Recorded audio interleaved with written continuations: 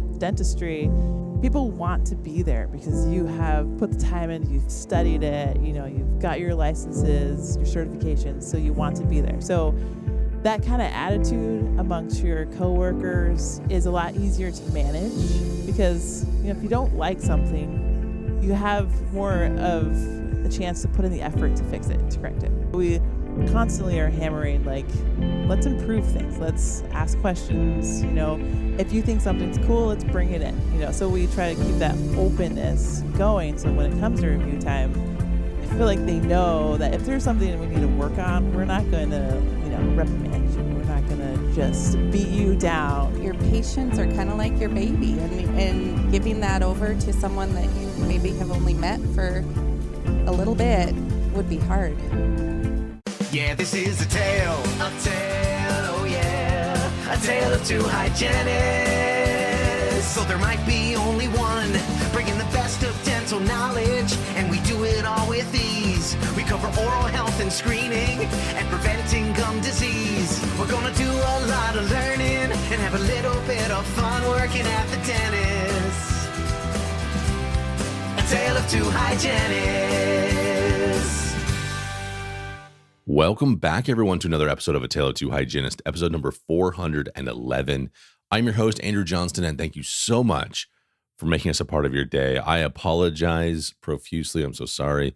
This voice of mine is a little bit overused from being at the Greater New York meeting and doing lots of podcasting, lots of talking with friends, catching up. But I am back.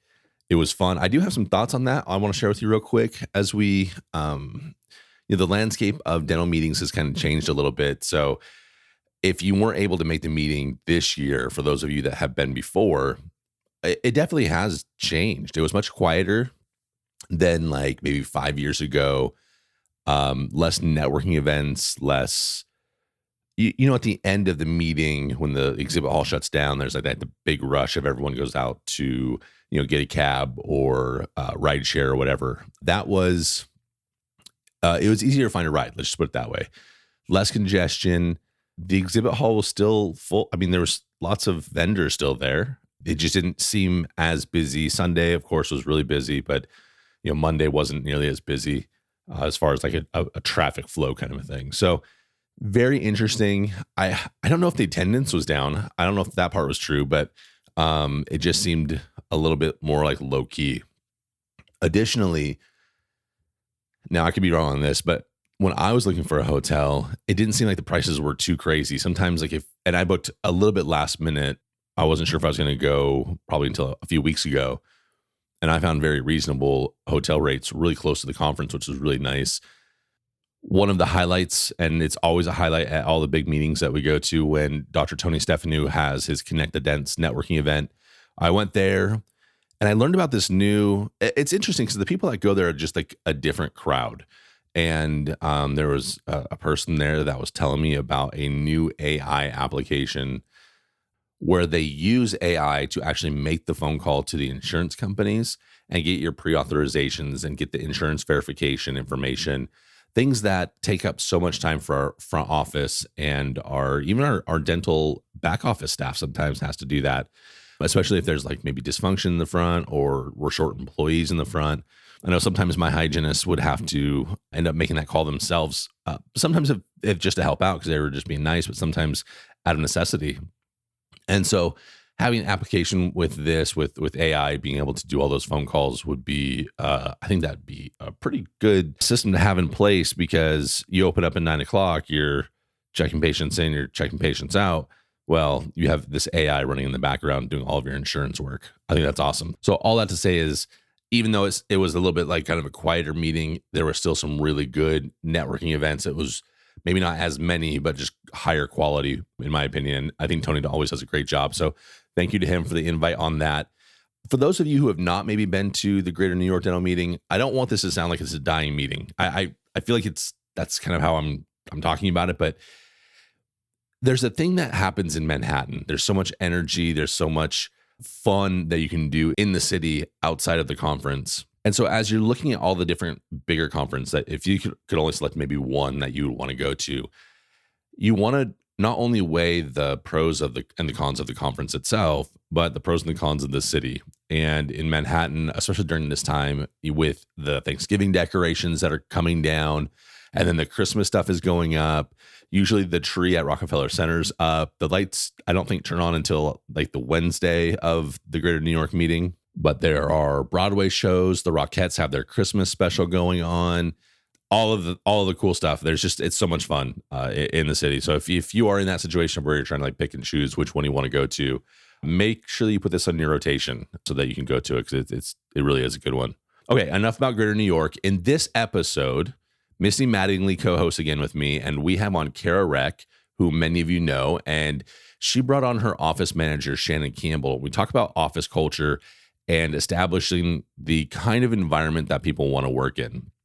And you're going to hear this as a theme for lots of episodes that are getting released coming forward, probably over the next couple of months. And that theme is basically hygienists were underpaid. We know that for a long time in most markets.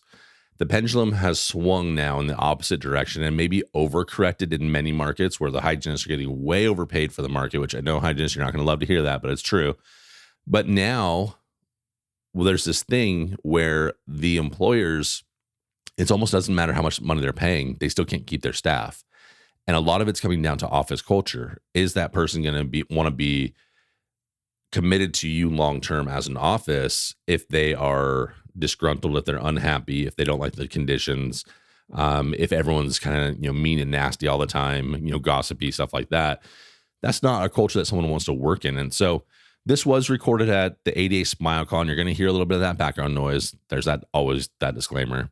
Also, as a side note, I think it's funny, but maybe you guys don't care about this, but it was, I think, the day after I got back from the conference, my wife and I had a Costco run planned. And so she grabbed some of those chomps that you're going to hear in the episode, and they were delicious. So next week is another episode from the ADA SmileCon. This one was from the main stage.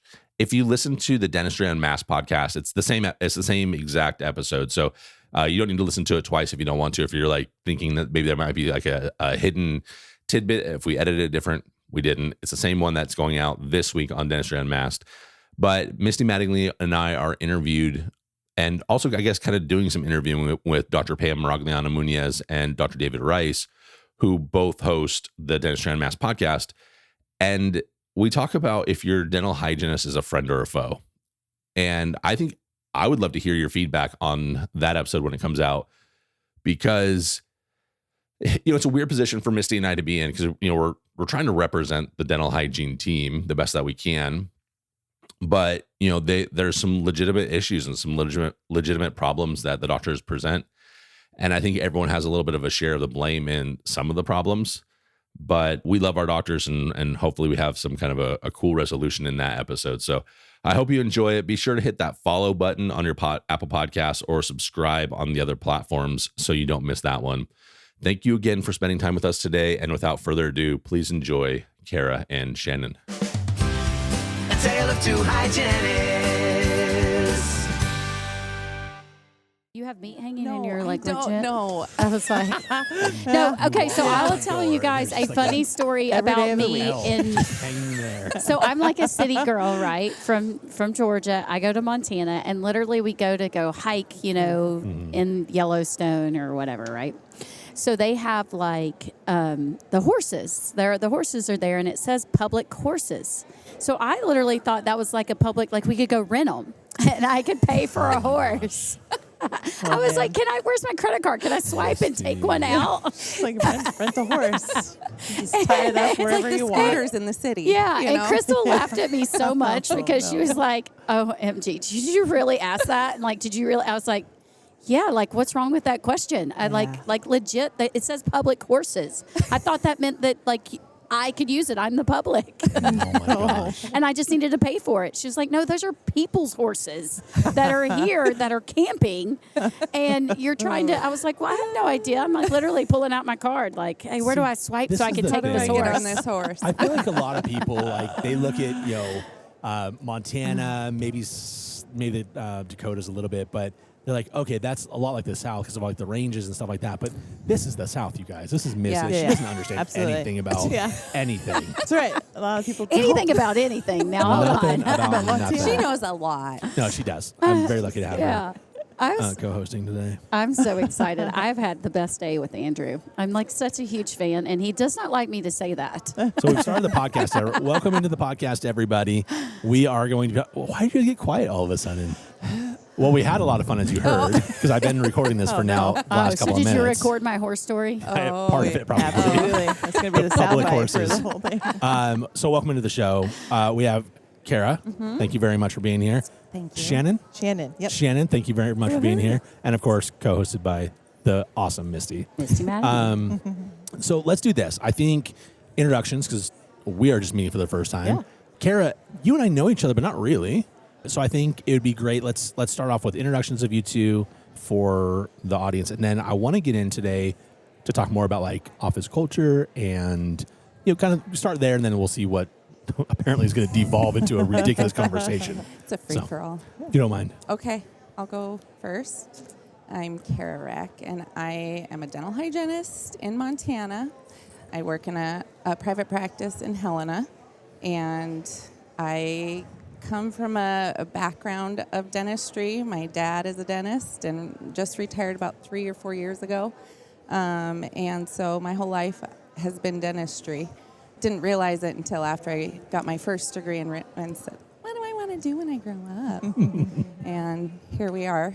I spent a couple years in private practice just out of school, and then went into public health dentistry and really grew a lot in that and learned a lot. And I'm so thankful for the time that I spent on the road. But about a year ago, decided that I needed to make a little shift, big shift, I guess, for my family and my kids, and ended up going from public health back into private practice, which was scary. Really? Really scary, because my first experience in private practice was probably not the most positive experience. We all know those typical stories of those offices, quote unquote, those offices, that really make you not love being in dentistry. And I think I was very lucky because I didn't have to, once I recognized it was headed that direction, I was able to navigate out of it. But going from, my own boss, essentially, back into a world of a team and bosses and all those schedules and not kind of flying by the seat of your pants. It was a scary world, and I am grateful for the office that I did find that kind of accepted me with open arms. And it's been a really, really good transition for me. So you've been there for about a year-ish about now? a year, yep. So they know your true colors now, and they still I employ you. I don't know. Is that usually how long it takes to show your true colors? Look, it depends on what kind of faker you are. All right, Shannon. So you and Shannon work together. Yep. She is our office manager. Oh, awesome. Yeah, in Helena. My name is Shannon Campbell. I am from Montana. I have been in dentistry for about 6 years now. Prior to that, I was in the optical world. Interesting. So, yeah. There's a lot of that. Yeah. People from the optical world and dental that go back and forth. Which I still very much love the optical world, pardon me. But my best friend's husband bought his own practice, and they begged me to come over.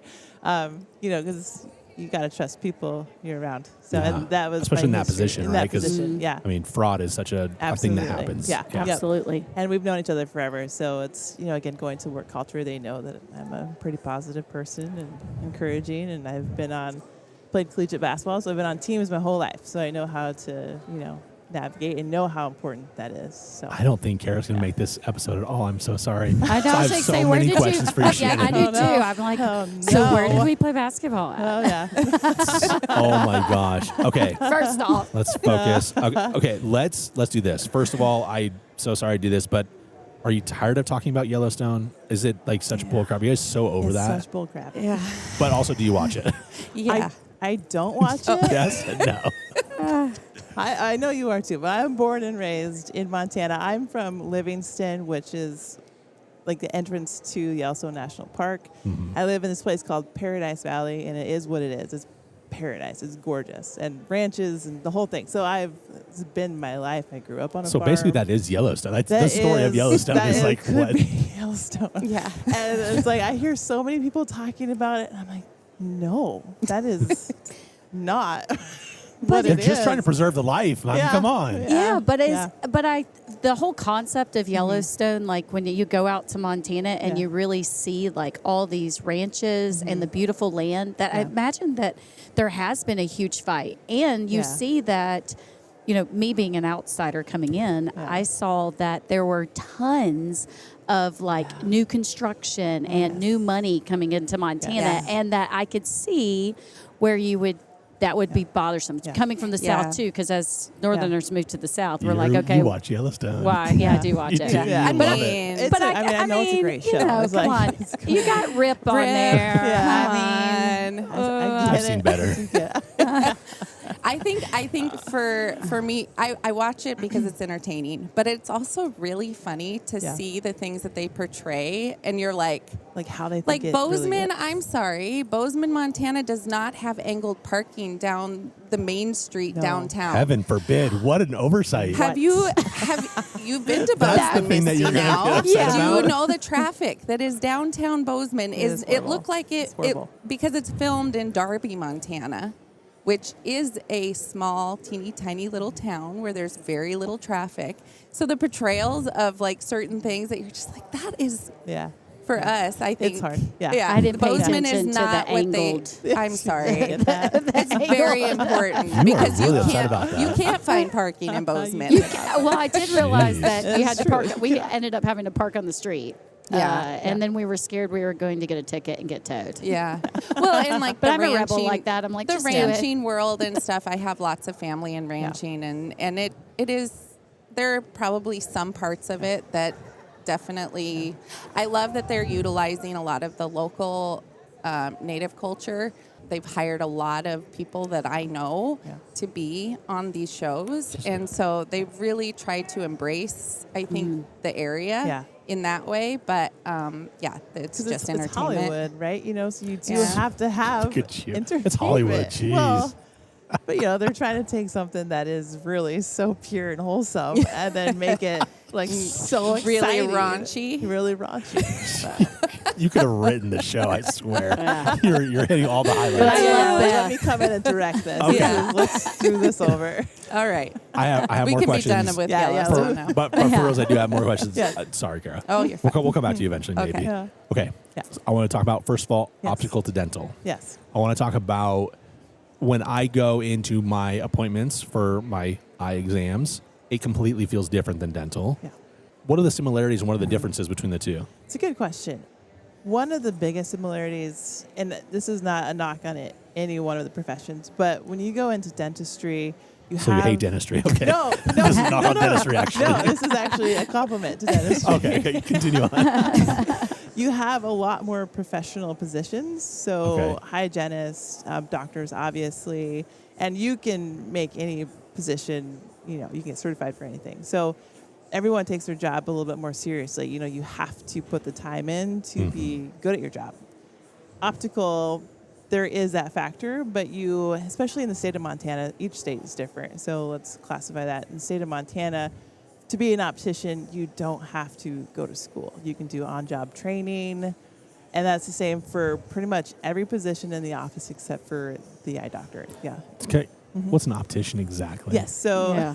So That's a sorry. great I question. don't know these things. so an optometrist is the actual eye doctor. Okay. The ophthalmologist is an MD, so the surgeon eye doctor. The optician is the one who fits you for your eyewear. Okay. Yeah. So which, sounds really easy. It can be if you're not doing it right. So is it kind of like dentist, hygienist, assistant? So Probably more like oral surgeon, actually- dentist, than like assistant, maybe. Or So hygienist? it's important to have a good optician. So I would almost rank them right next to the eye doctor because you to the eye doctor, you get your prescription and then also you get the health side of it. But when you get your prescription, then you need to see. So then you go to the optician to fit you for the correct eyewear. There is a science that goes into it. How far is the glasses sitting away from your face? You have the base curve. So there's a whole bunch that goes into it. So there's a lot of factors that go into making glasses be correct so you see well. Yeah. So that's the most common steps through an optical. You check in, you go see the eye doctor, and if you need glasses, you go to the optician and they finish it all up. So, I mean, it's pretty important. So I'd almost say, like dentist, hygienist would be like your optician. Okay. Okay. So pretty darn close. But again, in the state of Montana, and a lot of other states too, you don't need to go to school. There's different classifications.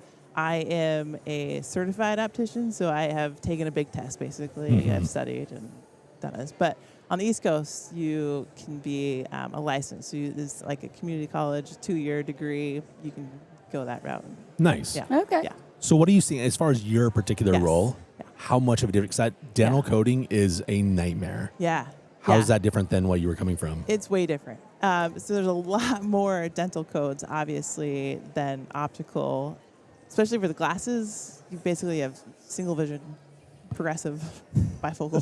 So there's like 4. You got like 4 things, basically. You're coding out frame, the material. And then on the doctor side, you have like your medical codes, but it's very rare that, you have someone that has a real issue. So, but in dentistry, there's so much. So that's actually one part I find really fascinating with the dynamic of our office. I have become very good at coding, and there's a lot. Yeah, there's there is. There's a lot. So that's something that always keeps me on my toes in the dental office. And it's changing all the time. Yeah. Always changing. Every Yeah. year. There's Every new year. codes coming out this year. I mean, every year. Every year. I used to work in oral surgery, and so I dealt with Oh, the yeah. medical codes. And it's so, because you have to have like a diagnosis code. And it's that I would imagine for eyes, Yeah. probably similar. Yeah. Versus in dentistry, we don't have diagnosis codes.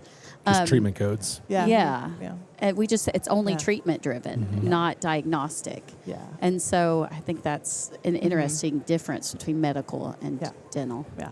When I go and get my eyes checked, I feel like it feels like a skeleton crew. And I don't know if that's just Yeah. where I go, but it Yeah. feels like one or maybe a second person is manning, I would say, and I don't know the right terms, but what we would say is a front desk Yep. area. Someone where you would get fitted at one of those little chairs and they have all like the glasses and whatever, try Yeah. these ones on, whatever. And then maybe one other person that takes you back and does a couple of the like the easy tests, takes your blood pre-tests, pressure, yeah. like all Yeah. that stuff. Yeah. And then the doctor. Like it Yeah. feels like they're like that's it. That's it. But they Yeah. could see a huge volume. But like in our offices, we have way more team members. Yeah. Yeah. So how is that different trying to like create Absolutely. a culture Yeah. in one versus a much bigger Yes. office? So actually, it kind of tying back into my original point with the with dentistry. People want to be there because you have put the time in, you've studied it, you've got your licenses, your certifications, so you want to be there. So that kind of attitude amongst your coworkers is a lot easier to manage because if you don't like something, you have more of a chance to put in the effort to fix it, to correct it. Yeah. And the last office I worked at in optical, it was really hard because the turnover was just insane. Yeah. I don't like it. I'm going to be an idiot. I'm just going to jack off and see what happens, try to get away with as much as Yeah. possible. Yeah. I'm glad she's here. I'm so happy. Oh, God. Montana coming through. I know. I hear the Montana. So, it was hard to create a culture because it was constantly changing. And there's so many different personalities. So it's, you get something good going and then it changes and changes and Right. changes, and then usually I was the one that would train people. And so that started getting discouraging too because I was changing you for this position, but then you leave. Okay, I have to do it again. I have to hire somebody, which then you get into the hiring process. That's impossible these days. So, this is a compliment to dentistry. It's like you work with more professionals. I love optical. It's not a knock against them at all. But, it's like you. The title of the show is going to suggest differently, just so you know. Screw you, Dentistry optical is dentistry better. rules. Optical. So, Cara, coming in as a new team member, so your team was already established before Cara came in, right? We were pretty established. We were so lucky to get Cara because it was during the time of COVID. And we didn't lose anyone to like retirement or like COVID reasons, but we had some pregnancies come up. So it was just the timing of everything. So we were short hygienists, like most Well, and of the Cara's a country. heck of a hygienist to score. I was like, I we mean, got she's so phenomenal. lucky. I mean, yeah. stop. You're like, you guys, Yeah. keep going. But you don't Tell me get it more. much better than Cara, just saying. Yeah. No, we got really lucky. And that's with being a small town, we have some family relatives or our patients, and the older doctor in our office is just well known in the town, very respected. And, so it's like the word of mouth kind of got around. And then Cara came in. I was like, I got to talk to her. I was like, what are you doing? You want to help Wait, us out? is that really how it worked? Yeah, that's Word of mouth. Really? word Yeah. of mouth. Insane. That would never Yeah. work where I came from. In Montana. In Montana. That's Everybody it can knows either, everybody. It can be really good and be it really can be good. really bad. Yeah, because if you probably did bad stuff, right? It gets around. It gets around really quick. Fast. People talk fast. Yeah. So when you were thinking about looking at this team, were you also looking for culture, or did you already kind of know the people and like, I'm going to be a great fit already? The only person that I knew in that office was the older doctor who had sold the practice to this younger doctor because I grew up knowing him. I've known him since I was just little. I always knew him as a very kind person, and he was always, amongst all the hygienists, the one that everybody wanted to work for. And so I knew, like, okay, that's a good sign. And at first I was just going to temp because I wasn't sure if I was going to actually be 100% done traveling or what was going to happen. But once I made that, I got to be done move, I said, I was like, so I know you were going to just bring me on as a temp, but can you just hire me? They were like, hey, it's actually 1 year. Should we do a 1 year review today? Yeah. So it kind of just worked really well. And personality-wise, it's always a little bit scary going into a bigger, because, the office I was in prior to doing mobile, it was a smaller office and not as many moving parts. And so that's always a little intimidating. But, yeah, I felt like it was the right fit, and everything kind of worked out well. Yeah. So I'm happy. Actually, let's go back to what you just said. I would like to do the one-on-one review right now for your annual review. Well, what kind of a what's raise funny? are you going to get, or how much are you going to give What's funny up? is I found out successful. that my boss loves chocolate milk. So at my first 6-month review, I actually went to the convenience store and bought him a big old thing of chocolate milk. To bribe him? To be honest, like, I've only really had maybe 1 or 2 reviews at my office that I started in, which was not a good experience. And so I was like, what are they going to tell me I'm doing wrong? And, I'm so scared. And it was one of the best, quick. It was painless. It was, we appreciate you. It was, a lot of that. And, do you have any things that you want to talk about with with us? And it was Shannon and the doctor in the meeting, and it was awesome. It was just really relaxed, and I think that kind of set the stage for me in terms of like, okay, I found my place. So It sounds like you have that mutual respect. yeah, That we were very much. I've never experienced that before, and so in colleagues, in bosses, I can send him a quick text, a link to an article that I read, and he'll be right on it and be like, oh yeah, this is interesting, and sharing that information and research. He's really big into research. Yeah. So me going to these meetings and, all the different conferences, it's been kind of nice to be able to kind of bounce those ideas off of him. He was reading a book she suggested Yes. on the plane ride over.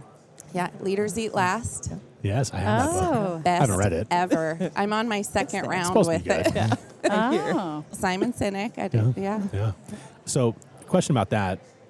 It sounded like from your first place. You might have had like a little bit of post-traumatic stuff going on.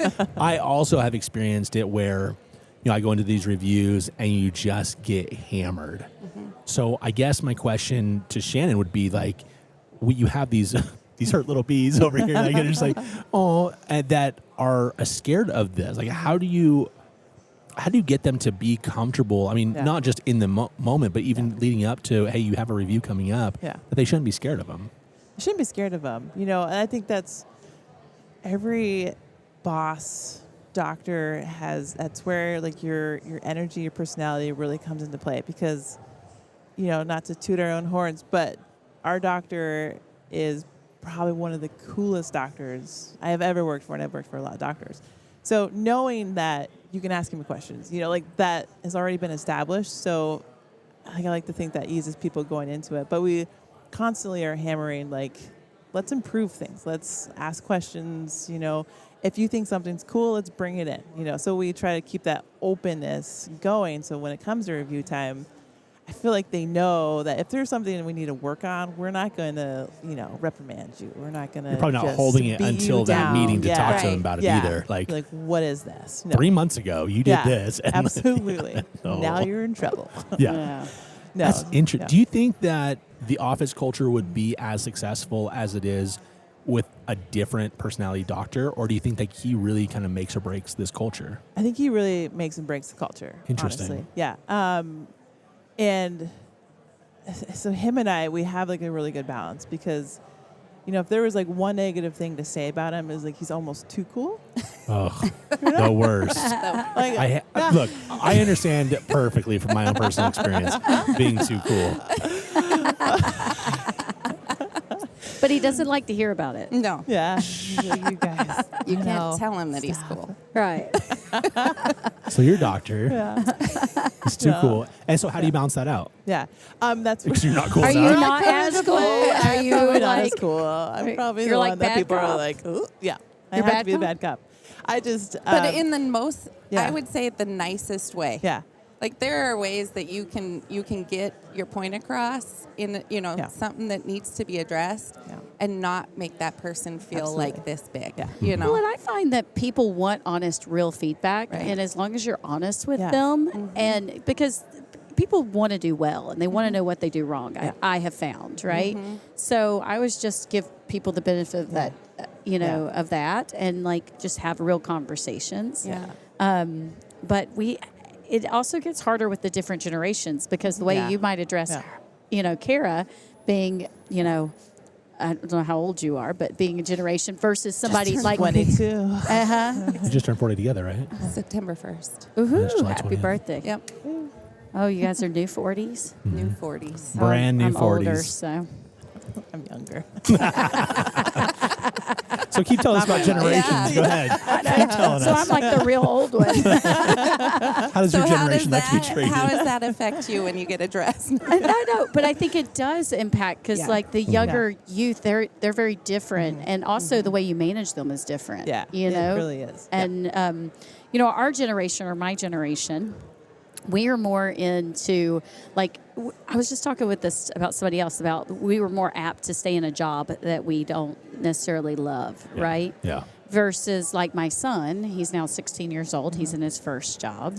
And he is, they want to feel like they're making an impact and a difference in the world. And I'm really excited about their generation, except they're also the generation to be like, screw it, I'm over outdone it. today, Yep. right? Well, Versus, it's a loyalty thing, right? Yeah. Like, Yeah. But I think that's also like, look, we don't need to hash it all out, but like in the past, companies were more loyal to their employees too. Like it goes both ways. it does go both ways. I definitely think that there's just been a change in culture and that environment, and the book, like Leaders Eat Last, right? That's a great book for leaders. Yeah. And it's amazing your doctor took Cara's advice. Oh, yeah. But I mean, that He's says a lot always about written who stuff he like is, that. Yeah. and Yeah. it says a lot about your relationship that you have, right? Absolutely. From Yeah. hygienist doctor, we're kind of talking about this today, about how that culture sometimes in dentistry is not the greatest between doctors and hygienists. So I love this doctor. I mean, he is cool in my No, eyes too. he's way cool. He's way Supposed to be cool. here today. But it also, I think it takes someone like Cara, like you were kind of saying, it's like you need a hygienist who also is eager to learn, who's hungry to be the best person that they could be for their patients, Right. and kind of within your own operatory, Right. have that culture. You're your own leader that meets in the operatory. the expectations and melds with the other people's expectations as well. Yeah. Was when the transition happened, when the previous doctor owned to now, was there a huge culture shift, or did it kind of more keep on keeping on? Yeah. No, it kept on keeping on. And that was important to the new doctor because the old doctor has established something fantastic. Like Cara was talking to, everyone wanted to work for him. I always joke that they're just old version, young version. Right. Yep. They're both tall. Like the old doctor is like probably 6'2" now, but I'm sure he's taller.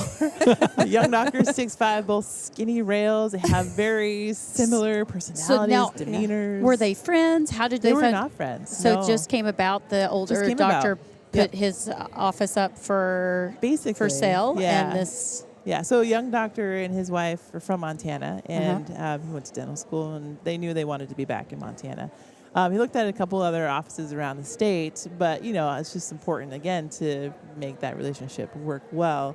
And that was like probably the biggest thing to the oldest doctor was, what's your personality? He didn't really care how smart you were, like how much are you really into this, so that's kind of how it worked. They met. That's and your baby. I that's think your about baby. like your patients are kind of like your baby, and giving that over to someone that you maybe have only met for a little bit would be hard. Yeah. I think Yeah. so. Yeah. So then it was really important to keep everything the same. So like pay structures stayed the same, employees stayed the same, obviously.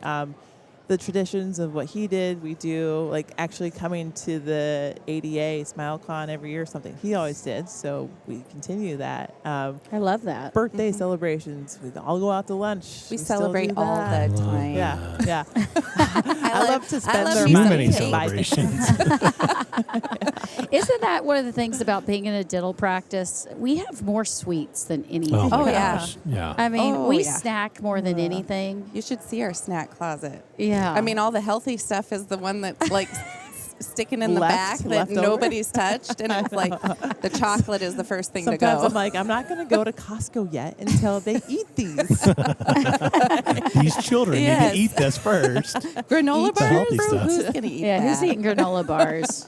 Well, you got Twix. We should get a sponsorship from Chomps because Yeah, that's we my eat a lot of fine. chomps. What is that? Oh, Meat I've never sticks. heard. It's a meat stick, but it's a grass-fed, grass-finished meat stick. So it's like Costco. there's no preservatives. I I don't think remember they have I'm- Costco down here. Remember, You don't I'm have a city Costco? girl. There's Costco's No, here. they don't have in the Costco's Oh, down in here. the Costco. Oh, yeah. Oh, yeah. yeah, there's The Costco heart. I've down never here. heard of a meat You stick. guys are so behind It's the just times. like Like beef jerky? no. I mean, we're back to It's- like the poor it's- horse Hold on, situation. sorry. Hold on. Sorry. Yeah, we're gonna you look this got up. some? Yeah, Oh, she's got beef yeah. sticks. Oh, we got beef better sticks. It's snacks. interesting. By the way, I don't know if that's a Pacific Northwest thing or Northwest thing or whatever it is. Don't know. The whole like meat stick and beef stick thing. Oh, yeah, Instead yeah. of being like, Yeah. who was the one? The Slim Jims. Like, Oh, yeah, yeah. this Yeah. is like a Slim It Jim, is. is what I would Yeah. call a It's Slim like the Jim. healthiest version. But version it's- of a Slim yeah. Jim. Yeah. The turkey one's not great. Sorry. No, I tried it. That's too healthy. this has been the most interesting turn of conversations ever. But look, I mean, we're at. Eyes to chops to beef sticks. If a representative from welcome. Chomps is listening and wants to sponsor Seriously. this podcast, let us Yeah. know. If you also want to sponsor their dental office, Yeah. Please. you guys can go broke. It sounds Yeah. like, but it'd be great to have. Yep. Thank you so much for being on, Cara. I know this wasn't probably what we envisioned in I talking. just happy to be You here. asked Yeah. me to be. Well, I did. But we asked Shannon, like, hey, Shannon, you want to be? She's like, well, I don't really want to talk. I'm like, okay, we'll see. So, anyways, thank you both so much for being on. Do you guys want to give contact information? I'm not really sure if people want to talk to you about their office culture. or Office not. culture. I mean, mean- they can. Can if you want. What's a good email address? Mine is Cara.Reck, Cara.Reck@gmail.com.